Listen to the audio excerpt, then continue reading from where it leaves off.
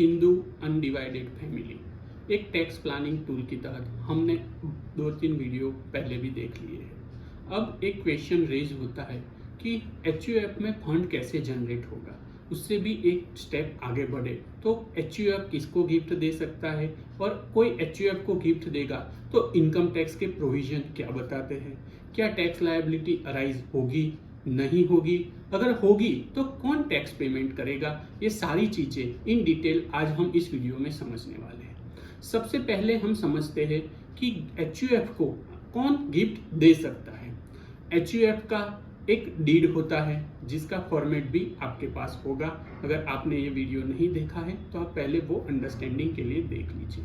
उसके जो मेंबर होते हैं उसके अलावा कोई भी एचयूएफ को कोई गिफ्ट देता है तो वो अगर 50,000 से ज़्यादा की अमाउंट में कैश या काइंड में नॉन स्पेसिफाइड जो भी या फिर स्पेसिफाइड गिफ्ट दी गई है उसको जो भी रिसिपिएंट है मतलब एचयूएफ है उसकी टैक्सेबल इनकम मानी जाएगी।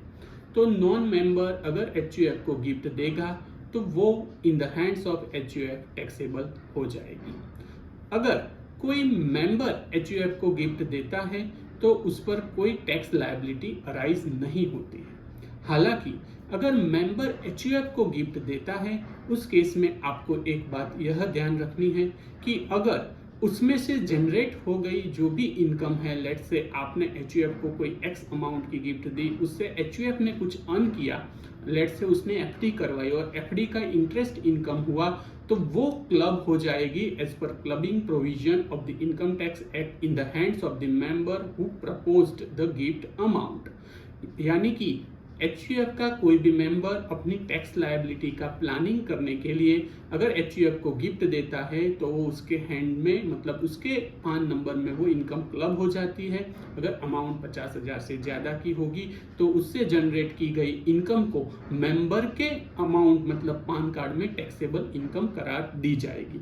आप समझिए अगर कोई नॉन मेंबर एचयूएफ को 50,000 से ज़्यादा की गिफ्ट देता है तो टैक्सेबल हो जाएगा ट्रांजेक्शन। अगर कोई मेंबर देता है कितनी भी अमाउंट की गिफ्ट देता है वो वैल्यू ऑफ गिफ्ट या फिर जो भी कैश और काइंड की होगी उसका कोई रिलेवेंस नहीं है, वो टैक्सेबल नहीं होगा। पर अगर लेट से कोई मेंबर है उसने एचयूएफ को एक पेंटिंग गिफ्ट दी, उसकी कीमत 1 करोड़ रुपए थी, एचयूएफ ने उसको बेच दिया और कुछ प्रॉफिट अर्न किया तो वो जो इनकम एचयूएफ ने गिफ्ट से अर्न की है वो income in the hands of member मतलब मेंबर के अकाउंट में पान कार्ड में ही टैक्सेबल मानी जाएगी। ये तो आपको समझ में आ गया। दूसरा सिनारियो हो जाएगा कि अगर एचयूएफ किसी को गिफ्ट दे सकता है क्या। सबसे पहले एचयूएफ नॉन मेंबर को हिंदू लॉ के तहत गिफ्ट दे सकता है। अगर हिंदू लॉ के परव्यू के बाहर कोई गिफ्ट वो नहीं दे सकता है। अगर मेंबर को एचयूएफ गिफ्ट देता है तो वो वैलिड है, पर उसमें भी बहुत सारा कंफ्यूजन एंड क्वेश्चन राइज होता है। एचयूएफ मेंबर एचयूएफ का रिलेटिव माना जाता है पर एचयूएफ मेंबर का रिलेटिव नहीं माना जाता। कई सारा ट्रिब्यूनल में भी केस पेंडिंग पड़ा है, इस पर कोई कंक्लूसिव लॉ अब तक at the end full stop तक नहीं पहुंचा है।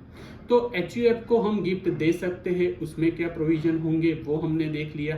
अगर हम एचयूएफ को गिफ्ट देते हैं उसमें भी सेम सिनारियो, अगर नॉन मेंबर है तो उसको टैक्सेबल हो जाएगा। 50,000 से ज़्यादा की अमाउंट का अगर हिंदू लॉ अलाउ करता है तो ही वो गिफ्ट दे पाएगा। अगर मेंबर को वो एचयूएफ गिफ्ट देता है तो उसमें भी ये प्रोविजन ध्यान में रखने हैं कि वो रिलेटिव माना गया है।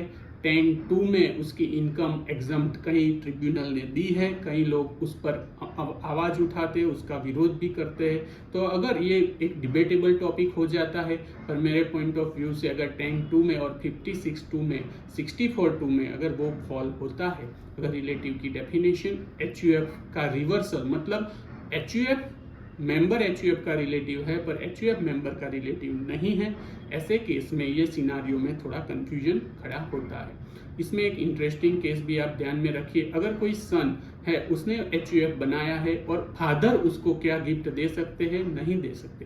फादर सन को गिफ्ट दे सकते हैं, वो एज अ रिलेटिव माना जाएगा, पर फादर सन के एचयूएफ को गिफ्ट नहीं दे सकते क्योंकि सन के एचयूएफ में फादर कवर नहीं होते, वो नॉन मेंबर ट्रीट हो जाते हैं। उसके कारण अगर फादर सन के एचयूएफ को कोई गिफ्ट देते हैं उस सिनारियो में वो अमाउंट टैक्सेबल हो जाएगी।